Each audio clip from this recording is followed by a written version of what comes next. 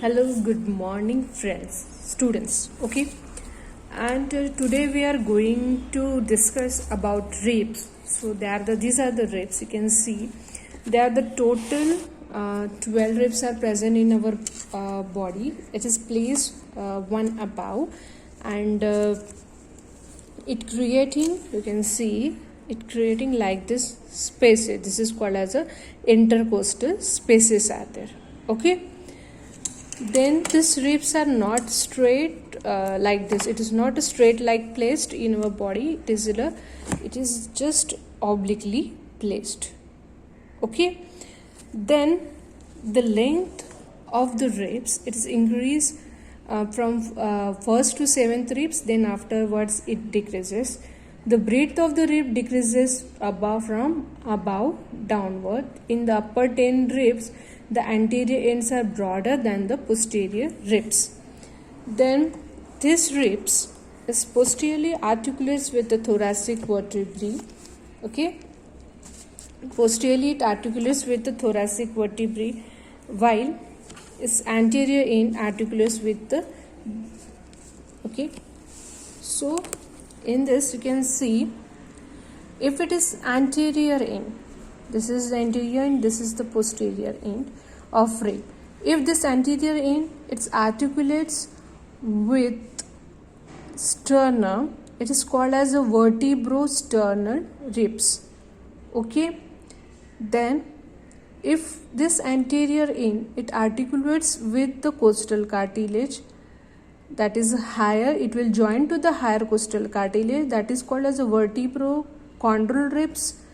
And if the anterior end is free, these are called as a vertebral ribs. So other name is a floating ribs.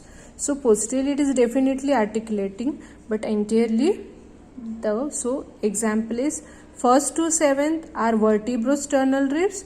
Other name is, these are called as a true ribs. Then 8th, 9th and 10th articulate with the above higher costal cartilage. This is called as a false rib or vertebrochondral ribs. And 11th and 12th it articulates posteriorly with only ribs. So this is called as a vertebral ribs.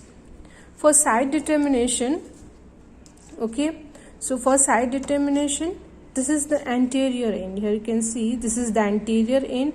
Okay, and this one is the posterior end of typical ribs. This anterior end, it has a head. This is the head. This one is neck. This is the neck, and this is the tubercle of ribs. Okay, so anterior and the shaft is twisted. Okay, so this is shaft is convex outward, and costal groove should be faces lower border, and the lower border is thin. If you palpate, this lower border is very thin as compared to the upper border. So this is the rib of left side. Okay, then depending upon the features of ribs, some of the ribs it has same characteristic. This is classified as a typical ribs, while the some of the rib doesn't have a typical characteristic, that is called as atypical ribs. So typical ribs are 3rd, 3 to 9th ribs are typical, while 1st, 2nd, 10th, 11th and 12th are atypical ribs. Okay, so in this class, in this video, we are going to learn about only typical ribs. Okay, for atypical the ribs there is another video. Okay, so for the typical ribs, each typical ribs it has anterior end, posterior end. Anterior end is concave. It articulates, if it is true ribs, it articulates with the sternum. If it is false rib, then it is articulates with the higher costal cartilage. If it is floating ribs, it doesn't articulates with anything. Okay, but 11th and 12th actually comes under the atypical ribs. Okay, so this is the anterior end. This is the posterior end. Okay, so this is the posterior end. So this is the posterior end of ribs. So in this posterior end you can see there are the two facets. Okay, upper facet is there, lower facet is there. Upper facet, it articulates with the vertebrae above vertebrae, while this lower facet it articulates with the corresponding vertebrae. Okay, then between these two facets, okay, there are the two facets we have. So between these two facets, this is the upper facet, this is the lower facet. Okay, so upper facet, I have already told you that it articulates with the higher vertebrae, while this lower facet it articulates with the corresponding vertebrae.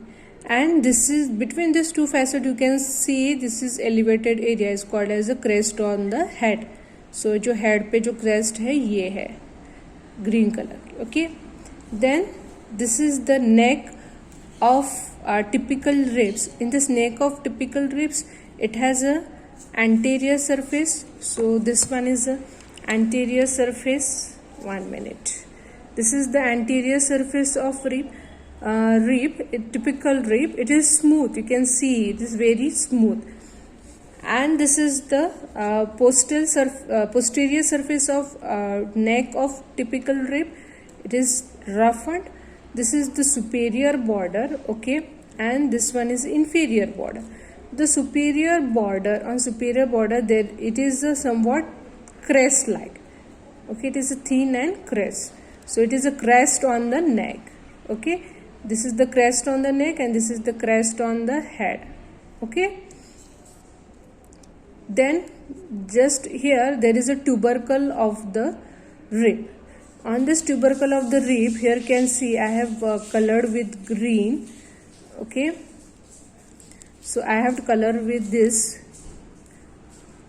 So it has one facet that articulates with the transverse process of vertebrae, and it has a lateral part is a non-articular, okay. In this articulate you can see, okay. So this is the tubercle. On tubercle, medial part is articulating with the transverse process of vertebrae, okay. So it making a joint. Which joint? Rib, also called as a costo, and this is the transverse process, okay. This is the transverse process. So it is a costo-transverse joint. Costo-transverse joint between the ribs and the transverse process of vertebrae. That is a costo-transverse joint is formed. And lateral part. This is the lateral part which is a non-articular. In front of this, okay. So in front of this tubercle, 5 centimeter in front of this rib, suddenly it turn out and making an angle that is called as angle of the ribs, okay. Then from anterior end, this is the anterior end. Again behind the anterior end there is one oblique line is there. Here you can see this is the oblique line is there. It denotes the anterior angle, okay. This is shaft angle and this is the anterior angle, okay. Then coming to this border, now we have seen head, neck and the tubercle of ribs. Now we'll see the shaft of ribs.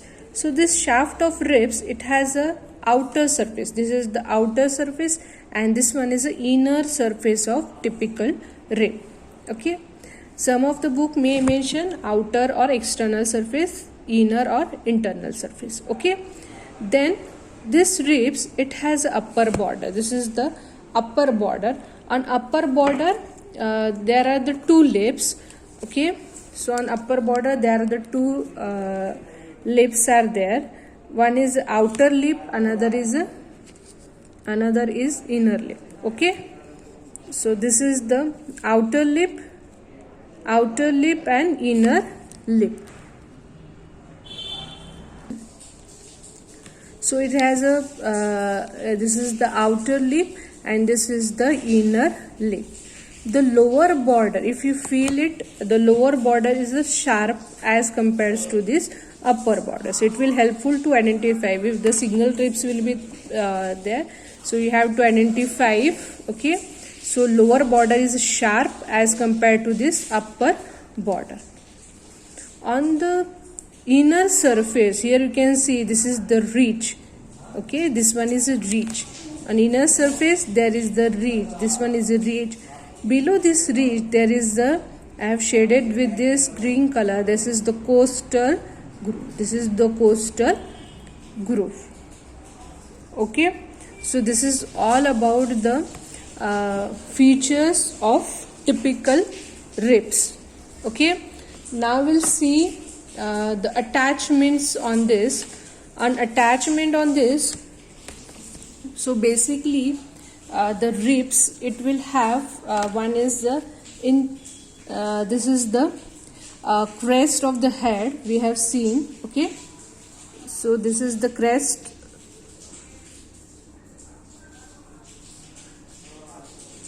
Okay, this is the crest on the head. You can see it gives attachment to the intra-articular ligament. Okay, so crest, it will give intra-articular ligament. Like this, I have shown you this radiate ligament. So this radiate ligament, okay, so this is the spine. Here you can see. Okay, so here there will be the radiate ligament. This radiate ligament, it has a 3 bands. Okay, so it will have a 3 bands. This is the middle band. Okay, so radiate ligament, it has 3 bands. One is the middle band attached to the corresponding vertebrae, while upper and lower band, it will goes to the upper and lower vertebrae. Okay, so this is the radiate ligament. In this diagram you can able to see this is the radiate ligament attached to the it will attach to the head of the ribs. So this is the head of the ribs, and is upper middle band, it will goes to the anterior surface of corresponding vertebrae, and this is the upper band, it will goes to up to above ribs vertebrae, and this is for the lower vertebrae. So this is the radiate ligament. Okay, again, now this anterior surface of neck, this anterior surface of neck, it is a plane, and it is in relation with the costal pleura, while this posterior surface is gives attachment to the inferior costotransverse ligament, while this lateral non-articular part gives attachment to the, yes, which ligament? Yes, lateral part, it gives attachment to the. So with the help of this diagram you can see this is the body of vertebrae. Here there is anterior longitudinal ligament, posterior longitudinal ligament. This is the middle band of radiate ligament. Okay, this is the rib. Okay, so here it gives attachment to the lateral costotransverse ligament. This is the inferior costotransverse ligament, and this X shape, this is the X shape, it is the superior costotransverse ligament. Okay, so see in this okay, so now we'll see, we have seen the attachment of the, these are the, here will be the lateral costotransverse ligament. Then in between the posterior surface, from the posterior surface of neck, inferior costotransverse ligament, and from the superior border of neck of rib, it gives attachment to superior costotransverse ligament. Then this is the shaft. The shaft, it gives attachment to the thoracolumbar fascia and the fibers, lateral fibers of sacrospinalis.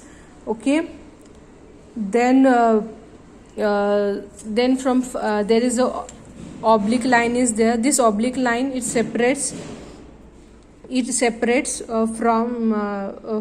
the 5th to 8th rib, external oblique from serratus anterior, and while in case of 9th and 10th rib, external oblique from latissimus dorsi muscle. Okay, now we'll see this is the intercostal space is this.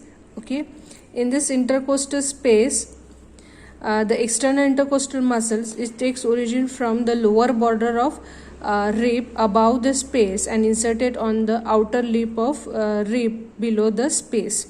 Okay, while this intercostalis internal intercostal muscle, it takes origin from the costal groove of rib above the space and insertion on the inner lip of rib below the space. Okay, then same intercostalis intimi origin from the ridge above the groove, then subcostalis from the inner surface of the lower ribs. Okay, so these are the attachment. Now coming to this ossification of rib, it ossifies from one primary center is there, and three secondary centers are there. So one primary centers appears at the neck of the ribs, while the secondary centers appear for the head, then two for the tubercle. Okay, two for the tubercle. So head के लिए कब आता है? 8th week of intrauterine life. Tubercle के लिए आता है 16 years और ये फ्यूज होता है 25 years. Coming to this applied, this angle of the ribs, this is the angle of rib, it's very weakest point, it is very weak point is this. So any fracture or anything, it will be happened over this place. Okay, ribs number can be increased. It may be, if cervical ribs are present, then number of ribs will be increased. If one of the rib is absent, then there will be number will be decreased. If the cervical ribs are present, only it present in 0.5% of individual, so it may compress the brachial plexus which is present in the neck. So it will causes all things occur due to the compression of brachial plexus. In case of rickets, there is vitamin D deficiency. Due to vitamin D deficiency, there is improper mineralization of the bone. So due to this, in case of thoracic cage, there is a prominent costochondral junctions are prominent in case of patient of rickets. Okay, this is all about typical rib. Thank you.